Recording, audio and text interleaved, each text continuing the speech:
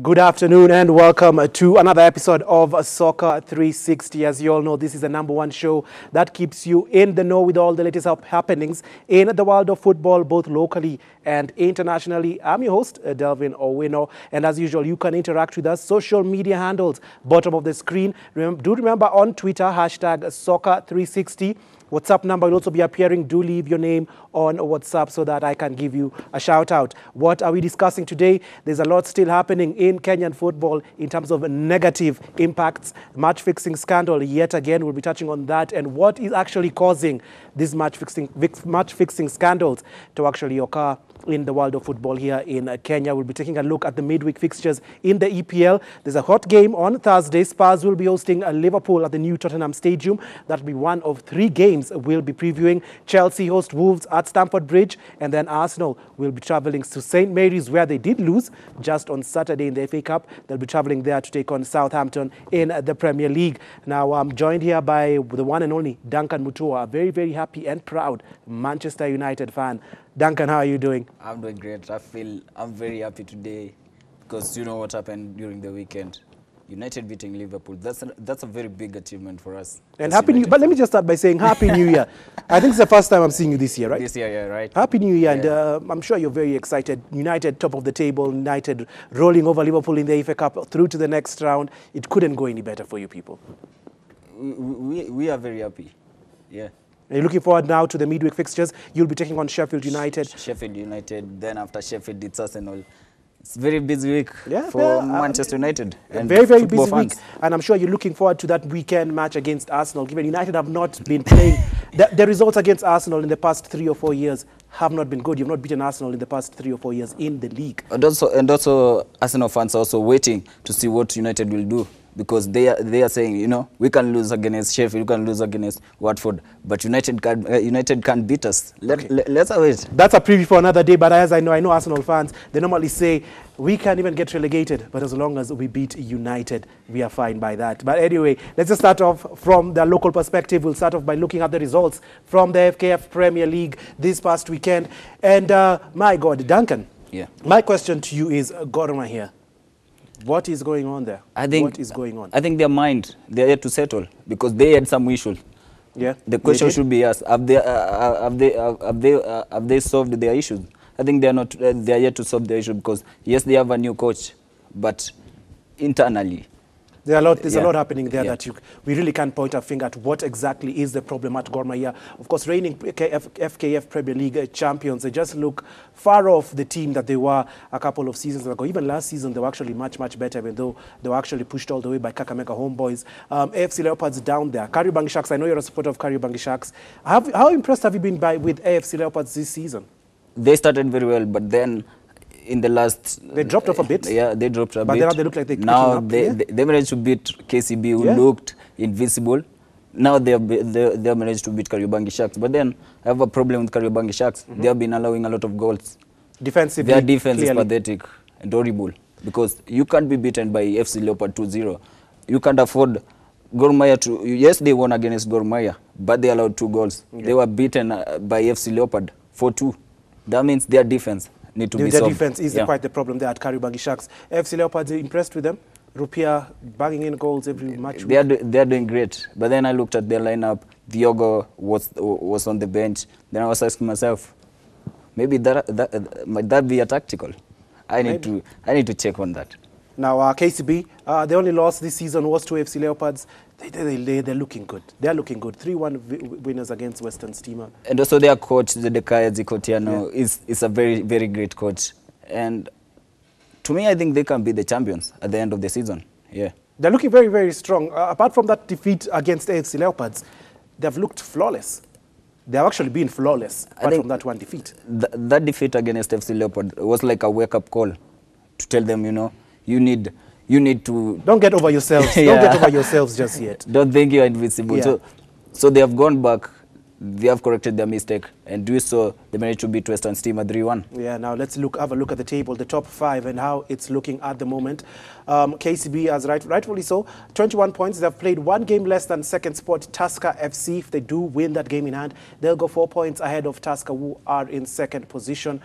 Wazito FC third. Who would have thought Francis Kimanzi doing a very, very good job there. The last season, they've done a lot of overhaul of squad. Yeah.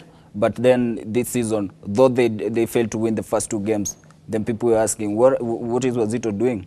What's the problem? But then Coach Kimanzi, I think now has realized the potential that he has, and we are seeing the results. And he's doing a very, very good job there. FC Leopards on 4th position, 15 points. They've played 2 games less than 3rd and 2nd position. If they win those 2 games in hand, they will go to 2nd position above Tusker FC by 1 point. And then 5th, your team is on 5th spot. Kariobangi Sharks, not doing too bad, 15 points, level on points with AFC Leopards, but they have played 2 games more. Now let's just focus on the issue. Gor Mahia, what do you think is happening there?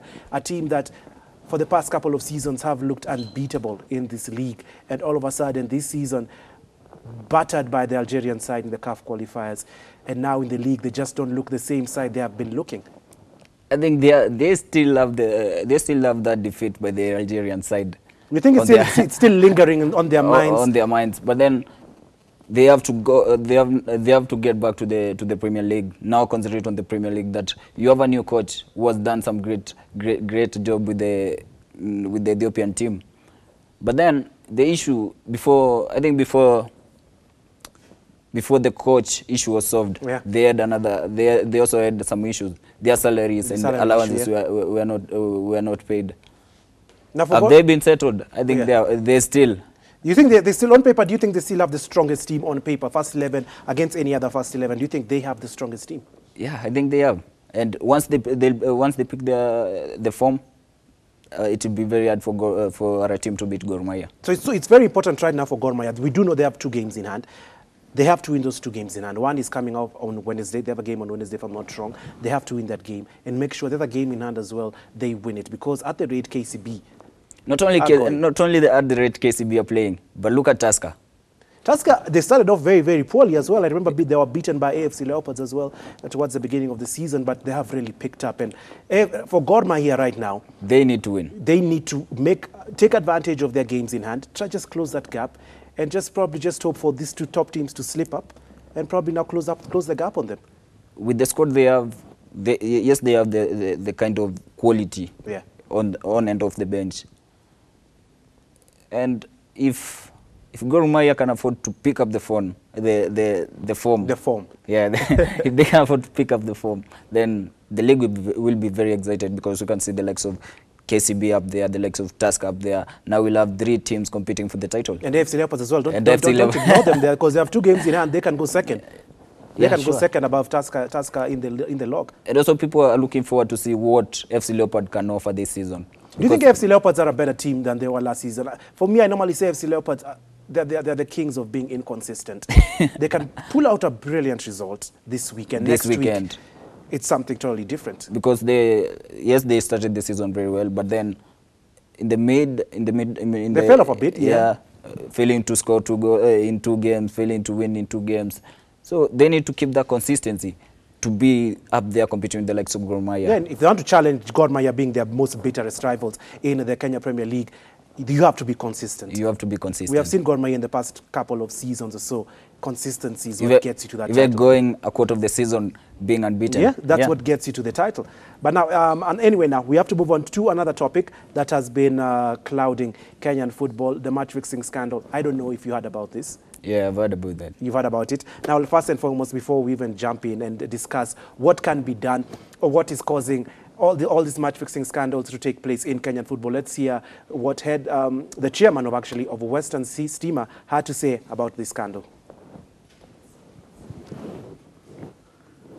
Wanted the defenders, the back line, 2, 4, 5, and 3, together with the goalkeeper.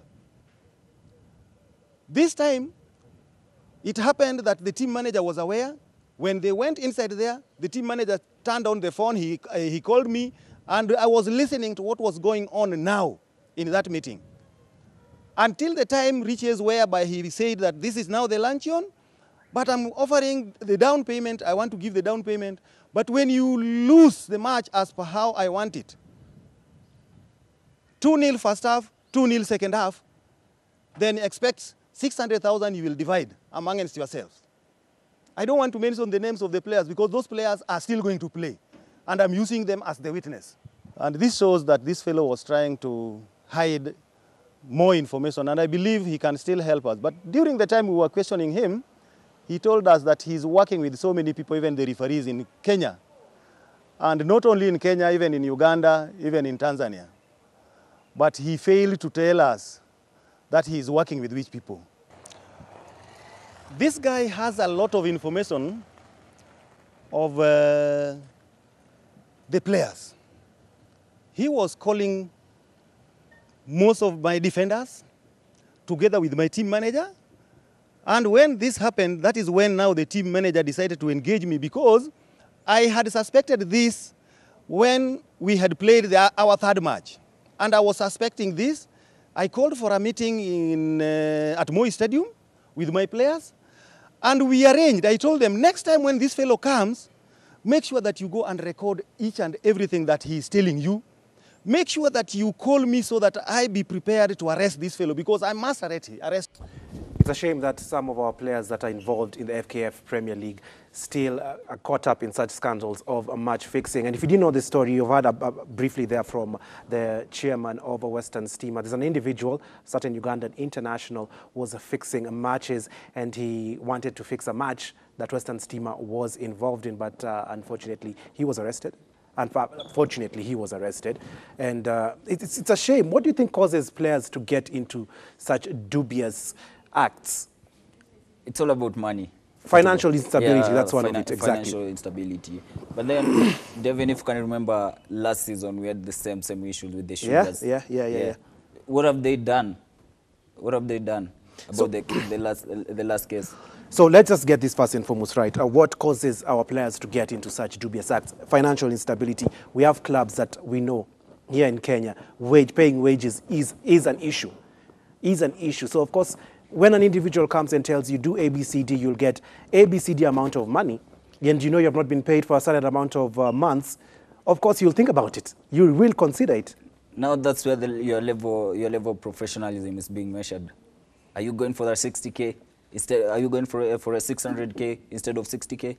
But is it that, or do you think, for me, what I'm trying to say is that you have not been paid for 3 months, you don't know when you're going to be paid, and then someone comes up with such an offer. So we have to look at our clubs as well and how they're financially being run, because this is one of the main causes as to why our players are getting into such negative and dubious behaviors of being involved in these match-fixing scandals. Because if players, I guarantee you, if players were being paid on time, if players were being paid on a time every month, we would have less of such nonsense going on. We would have less of that. But then, if you can listen to the Western Steamer coach, he was saying some of his defenders, and he doesn't want to... The chairman, yeah. He doesn't want to mention them. Why not mentioning them? Because we need to see those players. Because if you're not mentioning them, then next game they'll be playing. Why? Let us know who are these players who are being involved in the match scandals. Why would you want to bring in them? Because I think they are destroying our beautiful game. Just let us know who are they. But would you actually? I think it's difficult. Like we know, as we have mentioned, financial instability in Kenyan football, and these clubs that don't pay. We know some clubs do pay their players on time. Some clubs don't pay their players on time, and it's just difficult because as an individual, for you as well as an individual, of course, you'd really consider it when someone comes to you. You've not been paid for half a year, and someone comes and tells you ABCD, and I give you ABCD. You'll actually consider it. Yeah. Now to avoid all these betting issues and match fixing issues, I think their salaries should be... Exactly, that's why the clubs should look at themselves as well. Because if they're playing a part, if by not paying these players their wages, they're playing a part in encouraging these match-fixing scandals to go on here in Kenyan football. But then again, you can look at it another way, in the players' in the players' side, and say greed is another thing. Because of course there are people, they're greedy individuals out there who are probably you're still getting paid on time and you're tempted by that offer and you still go for it. No, the action. We need to see the action. Not the government, but the governing body is doing about the issues. Because if you're going to hide those players today, then another player will do the same thing next game, and then Just bring out those players. But I'm definitely sure if FKF decide that they're going to do an investigation into this, and Western Sima will have to cooperate with them, and those players will have to be, they'll have to be mentioned, and we'll have to know the punishment behind this, because we can't, as you have mentioned clearly, players who are involved in such acts, there definitely has to be a punishment. They have to. And for you, what do you think the best form of punishment would be? You can ban them for 2 or 3 seasons. Just stay out of football. Do your business, but don't get involved with football. So let's say that a player is playing for Western Sima, just as an example. So that means his contract is terminated. Terminated, exactly. He doesn't get any money for that. He won't be getting any money as when he's being banned, when he's having the ban. He won't be signed by any other club that is recognized by FKF. I think, yeah. Let me ask another. Do you think these legal betting firms kind of have something as well to do with these match fixing scandals? Do you think it can be a cause as well? If you can look at the European thing about the betting, they are very, very cautious with the players. They know when a player is about to bet. Even the family of that player is never involved with the betting issue. The same thing should be involved in Kenya or in any football federation. What are you going to do? Yes, we have betting companies. We can't tell them you need to stop operating in our country. You can't tell them that because it's business.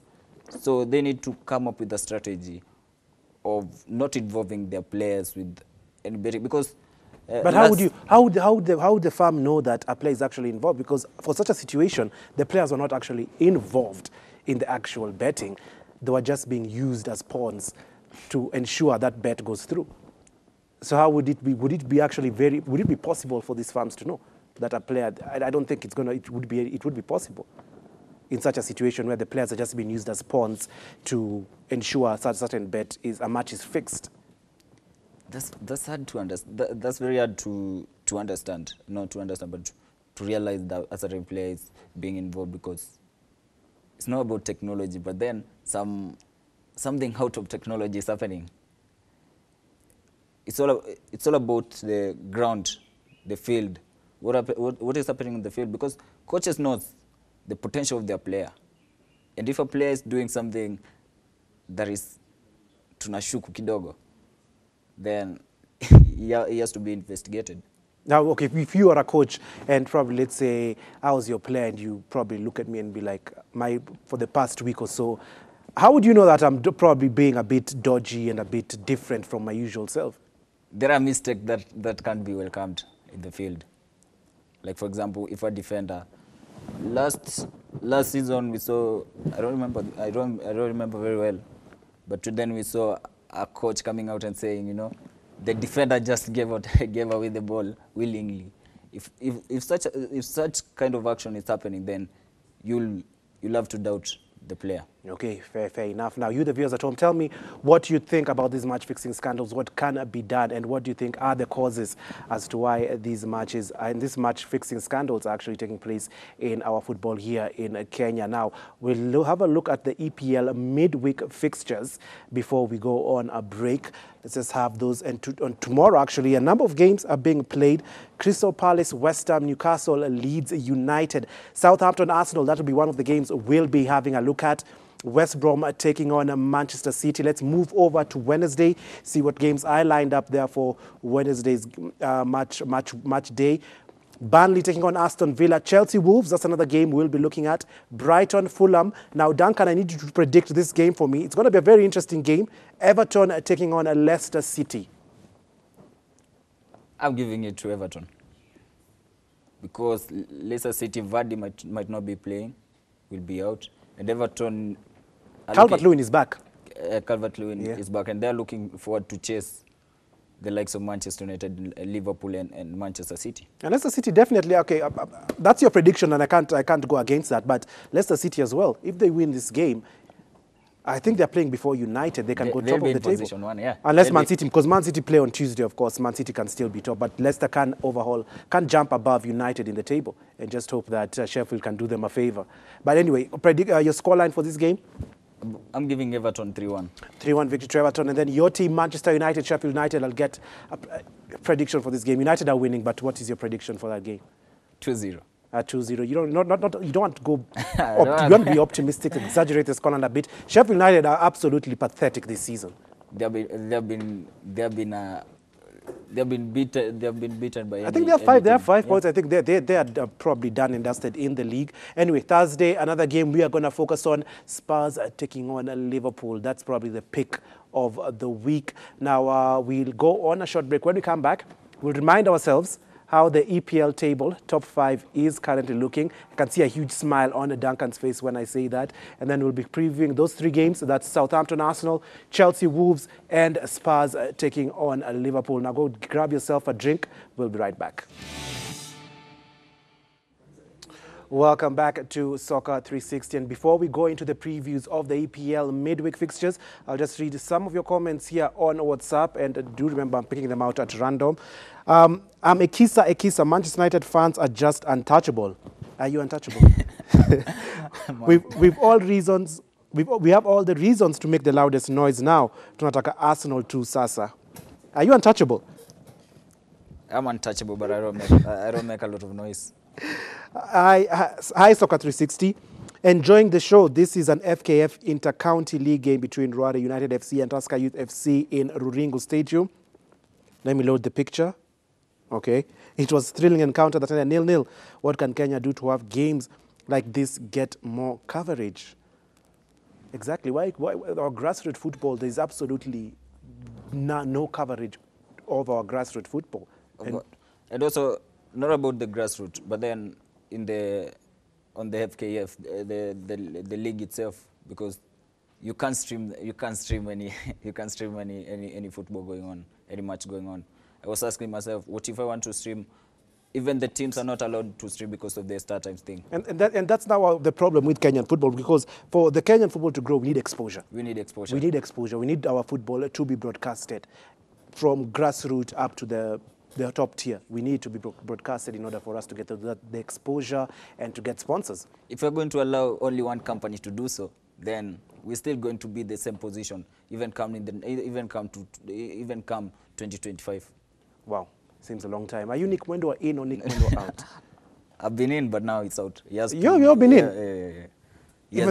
Even the last elections you were backing? I was saying because no one was better than him. No one looked better. I'm not getting into that debate right now.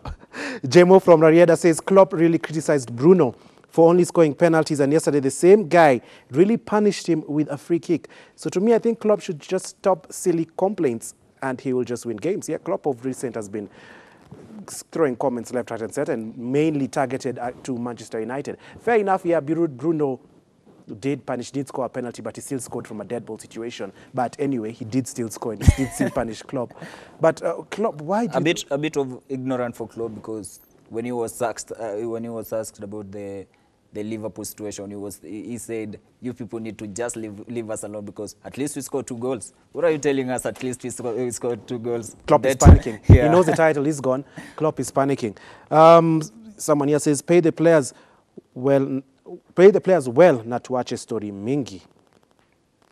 I wish you had left your name there. Silo from Kenol Muranga says, just to talk about the issue of match fixing, just put yourself in the shoes of this player. He has not been paid for, let's say, 2 months, and you're definitely aware that everyone has bills to pay: rent, food, power, water, and school fees. What do you think I am not to take would you think I am not to take a loose and go home with instant amounts?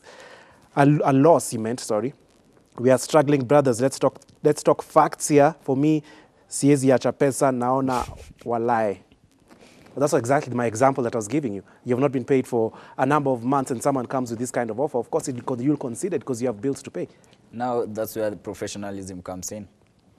I don't understand. I don't think work like a professional footballer. I don't think you can use the excuse of professionalism in such a situation where you have not been paid for 6 months. You have bills to pay.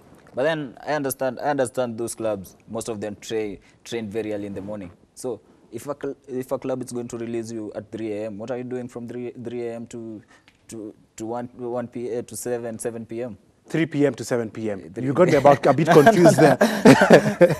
9 a.m. to 7. Now, John says he's from Mombasa and I'm a passionate Liverpool fan. I'm very certain that Manchester United will go trophyless this season because they are good at that. As for us Reds, we are retaining the EPL and winning the Champions League again. Tell Manchester fans to reach 99 points, then they can talk to me. Quite optimistic Liverpool fan there. Retaining the winning the Champions League again and retaining the EPL title. That's a hard ask for Liverpool this season. Given how Liverpool are performing, I don't see any of that happening. And as for Manchester United, do I think they will go trophyless? I actually do think so, because there's a team behind them called Man City who are looking really, really good.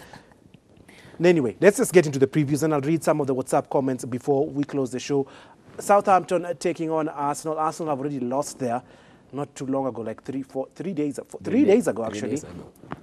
And we saw Arteta change the lineup. He made 8 changes to his usual lineup. There's no Tierney, no Saka, no Emile Smith-Rowe, no Aubameyang, no Lacazette.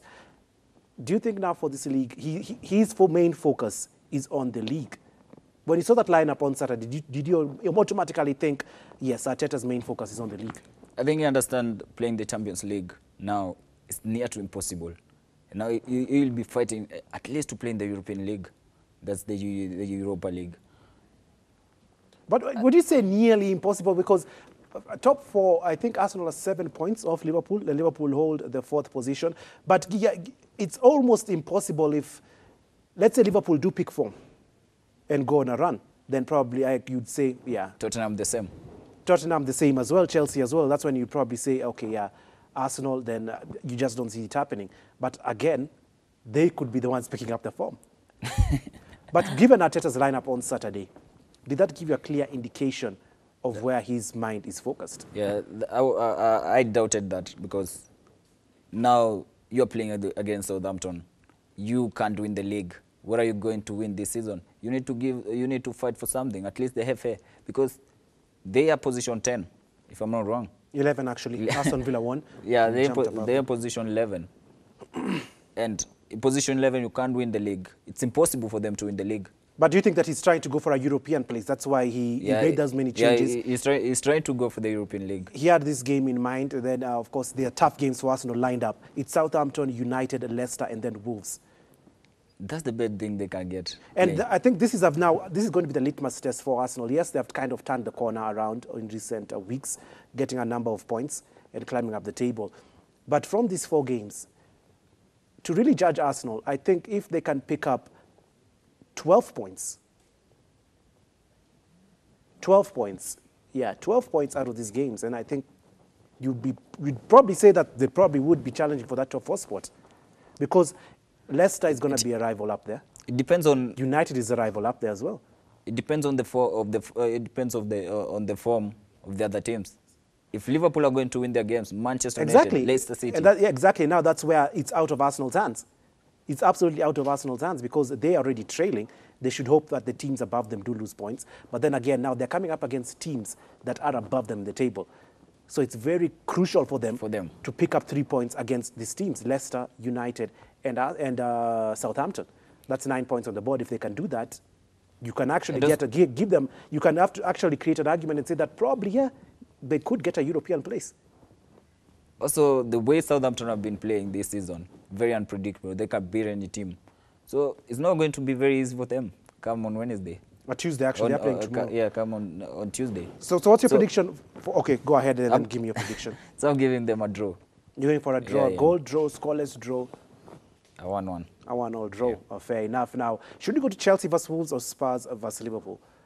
Spurs versus Liverpool. Yeah, I think so too, because the time I just ran out and we haven't covered the biggest game of the week. So we'll touch on Spurs versus Liverpool, and then Chelsea are taking on Wolves. Chelsea fans, I know many of you do watch this show. Just don't come for me on the WhatsApp comments kindly. Now, 2 teams here. Jose Mourinho's Spurs, iffy season, zigzag, up and down, a team that you just don't know what you're going to expect from them. Liverpool, on the other hand, out of form, badly out of form.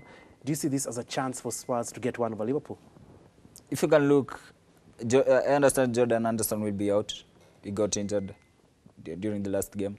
But they should be having Matip back if I'm not too wrong about that. But then if you can look at the impact that Jordan Anderson brings into that team, yes, he might be underrated, but then Liverpool have been struggling without Anderson. In the last season, when they thought they might go all through the season unbeaten, they were beaten by Watford. Anderson was not there. They were beaten by Chelsea. Anderson was not there. So it might be a good for Mourinho's side, because Liverpool currently they are suffering. Do you think that this can be a match? This is the kind of match that Jurgen Klopp really needs to get that win, and then momentum might just swing back their way. Yeah, if we are going to beat the likes of Tottenham Hotspur, then you'll bring the confidence back to the players. Now, if you can beat Tottenham, then you can beat the likes of Manchester, the likes of which Manchester? Arsenal. Make it clear, which Manchester? City. Actually, I think you meant United there. Now, anyway, though, for me, I think that for Klopp, he couldn't ask for a better game. When your team is down, and we know with this Big Six, when your team is down, you don't want to be playing the West Broms or the Fulhams. You want a big team. You want a big team. Just beat them and try to get that momentum back to where it was. Because Liverpool, right now, they look toothless up front, and their defense, a lot of injuries. We can't blame them for that. They have a lot of injuries in defense, but up front is the main problem. I don't even understand how United let Liverpool score 2 goals in the FA Cup last night. Because if you can look at the last 2 games, the last two games in the Premier League, they have not scored a goal.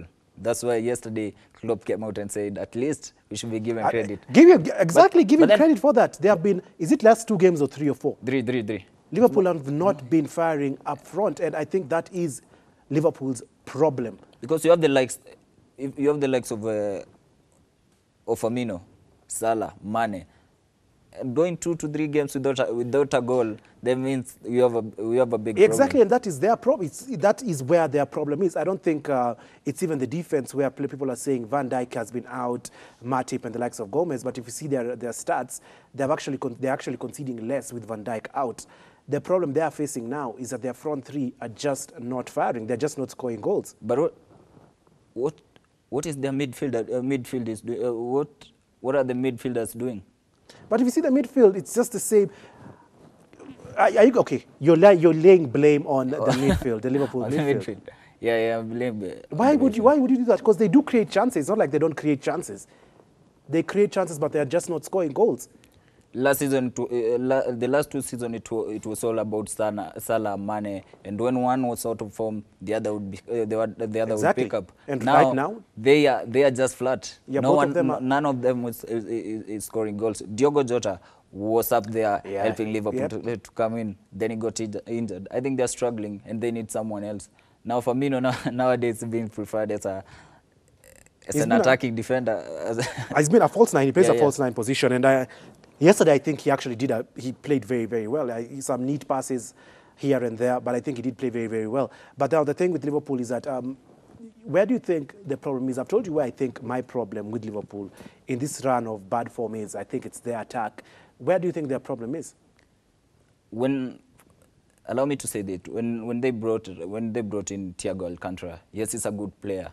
He has quality. Yeah. But then, does he fit the system of Liverpool midfield? No, he doesn't. Because if you can look at if you look at how Liverpool midfielders are playing, it's not about the skills. Yeah, it's hard work and strength. Thiago is more of a Man City kind of a Pep midfielder, I don't think he does suit the style of play that Liverpool want to play.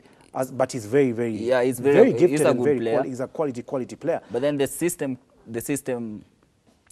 you need to adapt. And you need to adapt very fast. So are you saying with that, you're saying that you think the blame is on the midfielders? Yeah. But why would you actually, I need a reason why, because even without Thiago, Liverpool never use their midfield to create anything. They normally create off the wings. Their midfields are just there to be those engines, those people who are non-stop running, press. Why would you say the midfield? For me, I normally see Liverpool's midfield to be null and void. They always are. They're just hardworking. They're hardworking. There's nothing too special about anyone. But then I have to say this because a lot of goals from Liverpool, a lot of goals that Liverpool have been scoring comes from the wing side. Yeah, well, I from think Trent and Robertson. Teams have already understood the kind of play. But Liverpool Trent do. as well has been off form. It's of all, late, you can. he's a good attacker, but never a good defender. So the moment you'll shut him during the attack, then it's done for the Liverpool. The same applies to Robertson. Okay, now let's touch on Tottenham. Now, this is a team that is hard to say which Tottenham will turn up, to be quite honest with you. And playing Liverpool, we kind of have a rough idea of what we're going to expect from Jose Mourinho. We kind of have a rough idea what you're going to expect. Pack the bus football, try and nick that one goal, and just see it out. 1-0 victory, and he'll be happy with that. Do you think that's the approach you should take against Liverpool? He's a coach. Yes, he understands Liverpool have been struggling. So if you're going to score one goal for them, we are going against them, then it will be done for them. But with this a struggling Liverpool side, don't you think Jose Mourinho should be like, they are there for the taking? Why should I go and pack the bus? And us being at home, let me try attack them, and might even win this 2-0 or even 3-1. The table might stand for them if they attack, because Mourinho, we know Mourinho during the big games, it's always defending. It's always pack the bus football. We do know that, yeah. We do know that. So if you're going to attack against Liverpool, and also Liverpool are very good in attacking football, they might also attack you. But a team that is so low in confidence, as Liverpool are so low in confidence at the moment, Tottenham should not. Mourinho has quality players in his side, quality players.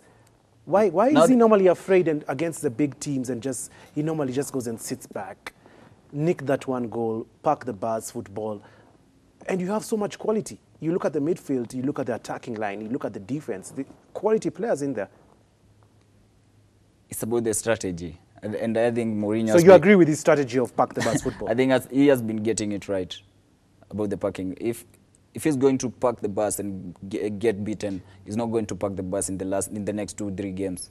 You have to attack. If we know Mourinho doesn't change it, and it's okay. Let me tell you, it's okay for him if he does use that strategy and gets 3 points. Very okay. No one will say anything. Yeah, it's very. No one will say anything. But if he uses that strategy against Liverpool, for example, and he gets battered 4-0, then what? Should he change the strategy for the next game? Because it didn't work against Liverpool. That's him. Does he need to change against Liverpool? No. So you think it's pack the bus football? You just pack the bus. Do play your football. Okay, fair enough. Prediction for this game? I think Liverpool will have a win. You're going. This 2-1. You think Liverpool are going to turn the corner in this game? They're going to win 2-1. 2-1 victory. And they normally have the better of Spurs, to be quite honest with you. Even I think for me as well, I'll back Duncan's prediction. I think I'll go for a 2-1 victory for Liverpool. I think they just normally have the better of Spurs every time they do meet. Next game, Chelsea Wolves, two teams that just have been terrible in recent weeks. Chelsea removed the FA Cup game that they beat, was it Luton Town? 3-0, 3-1, 3-1, 3-1. Remove that game out of the equation. And you look at their last results, and it's abysmal. For a team that spent over 200 million on new signings, they should be doing better. Their fans have had a lot of big expectation, including our own Bar Prince here. Because you have brought the likes of Timo Werner, Hakim Ziyech, and then you are struggling to beat the likes of Southampton. If you're going to struggle again...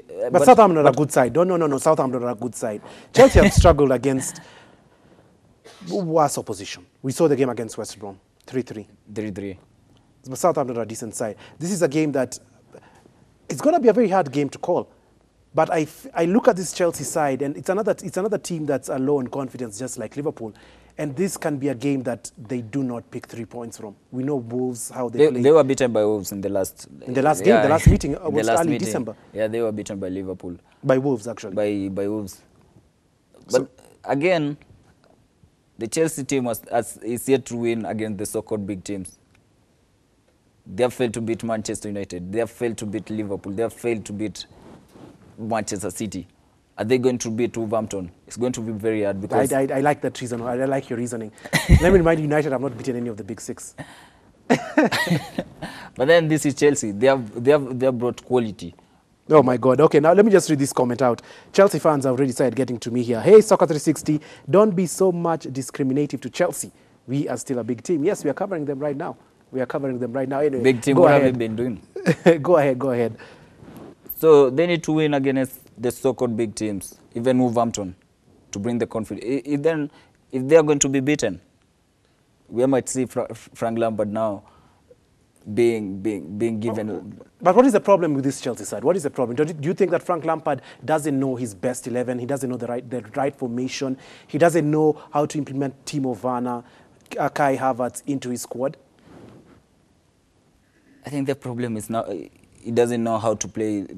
Yes, he brought the players, but do you know how? Do you know what the system to use in order to fit them and start winning them games? Timo Werner is a good player. Quality player. Yes, he has the quality to score goals. But what has he managed to do?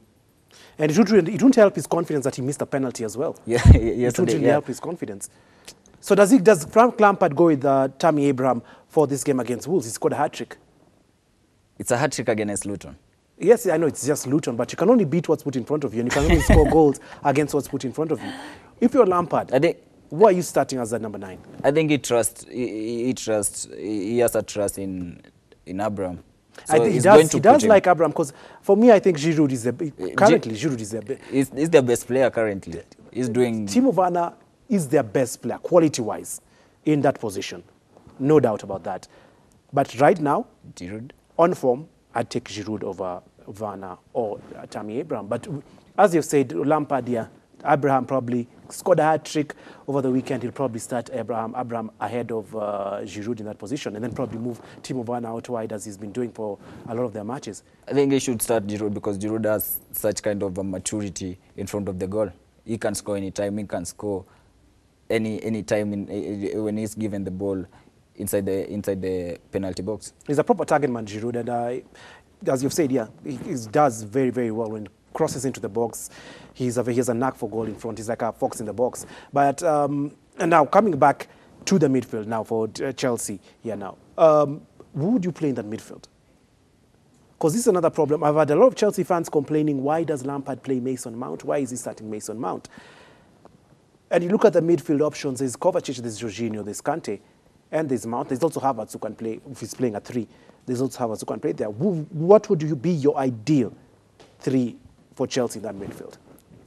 In the Chelsea team, I'll always start Mount, because Mount has been coming out and becoming a savior for them, scoring the winning goals and even equalizers for them. He did score against Fulham as well. Yeah. Only goal. So I love Mount. Kante, of course. Kante, that's obvious. Yeah. And Kovacic. Jorginho, no. Okay, now with the last 4 minutes, we want to touch on Wolves, but let me read first a few comments here. Hi, this is Levis from Yeri. On the issue of match-fixing scandal, it is very clear that our players lack support and motivation. I think our football governing body should really do something. A lot of Chelsea fans now here. Paul from Yeri. I'm a Chelsea fan, but the news that are coming up is that Frank Lampard will be sacked today, according to Fabrizio Romano. As he said, here we go. And then he goes ahead and says, oh, this is someone else now, says, Thomas Tuchel is coming to Chelsea. Lampard is on his way out. Chelsea fans, I love you. You're so dedicated to this show. I love you people. Frank Lampard to be sacked today. Tuchel will be in charge for the Wolves game. How concrete is that, though? Have you had anything? So, because since morning I've not heard anything about Lampard being sacked. I've also not heard about anything about the story about. Because what we know about Chelsea is that they were going for Nagelsmann from RB Leipzig, and RB Leipzig have just closed that chapter completely and said there's nowhere Nagelsmann is going at the moment. So do you think Roman Abramovich is the kind of person who would settle for probably second option, who was Tuchel, or will he wait until the summer to go for Nagelsmann? If you're going to wait until the summer, then which position will you finish? Because Lampard has that inconsistent. He's been beaten. So are you going to stick with Lampard who's not winning games? You need to go for the available coach, because we have Tuchel. So for you, you'd go for the available one, even though you wanted Nagelsmann. You don't just wait it out another 3-4 months. Let Lampard just finish off the season, and then go for your number 1 pick, was Nagelsmann. We know Tuchel. We know Abramovich, what he does. He's never going to be patient if you're not going to win games. But Lampard's status, I think status in the club does help him quite a bit. It's helping him a bit. So Tuchel might come, then go beaten 2-3 games, then the season will be over, and we might see Nagelsmann coming back, Wow, coming to Chelsea. Okay, Nagelsmann would be a very, very good coach, I think, if he does come to Chelsea. He's a very quality manager. Now, hey, don't criticize Frank Lampard. Chelsea have a problem in midfield, especially defensive midfield. Terrible. Talking about N'Golo Kante. N'Golo Kante has lost a few in recent seasons, to be quite honest. He's not the same player that won the league with Leicester and then with Chelsea. With Chelsea. He looks like he's lost a bit in him. He's not the same player. They need to look for a replacement, because N'Golo Kante currently not performing. So are you going to believe to have that belief in him, yet he's not performing and he's not giving the results that you want? Okay, now I think we have like 2 minutes left. Let's just quickly touch on Wolves, and then I want you to give we have a minute left, as my director has informed me. I just want you to quickly touch on Wolves. Boy, what's happening? What problems are they facing right now? And give me your prediction before I sign off. Jimenez went out, and since then Wolverhampton have never been the same. They've signed William Jose though from Real Sociedad, so that can be probably an up. Because William Jose, I've seen him perform a few number of times for Real Sociedad, and he does get goals as well. So probably, as you've mentioned, Raul Jimenez. Yeah, I think that was probably a bit of a setback to Wolverhampton Wanderers, because he is their talisman, he is their goal scorer. But anyway, now Wolverhampton Wanderers, do you see them getting a point out of this, or 3? I see them getting 3. Fair enough. I'm going for a 3-1 win. 3-1. Wolves don't even score a lot of goals, but anyway, 3-1 victory for Wolverhampton Wanderers. Because even fair enough, I don't see Chelsea winning this game. I just don't see Chelsea winning this game in the form that they're in. But I'll go for a Wolverhampton 2-1 victory against Chelsea. Now, unfortunately, we have run out of time here on Soccer 360. Let me just thank Duncan Mutua for coming here. Thank you very, very much, Duncan. Always a pleasure to have you here. Welcome. And I hope you keep on smiling, United out of the top. And thank you, the viewers at home, for sending in your comments. My apologies to the comments that I did not read on WhatsApp. Let me thank the cameraman and everyone behind in the gallery for making this a success. Now, do catch me on Saturday as with the famous 3, as we'll be previewing the weekend's games and touching on a lot more in the local scene. Now, until then, stay blessed, keep it sporty, and stay safe.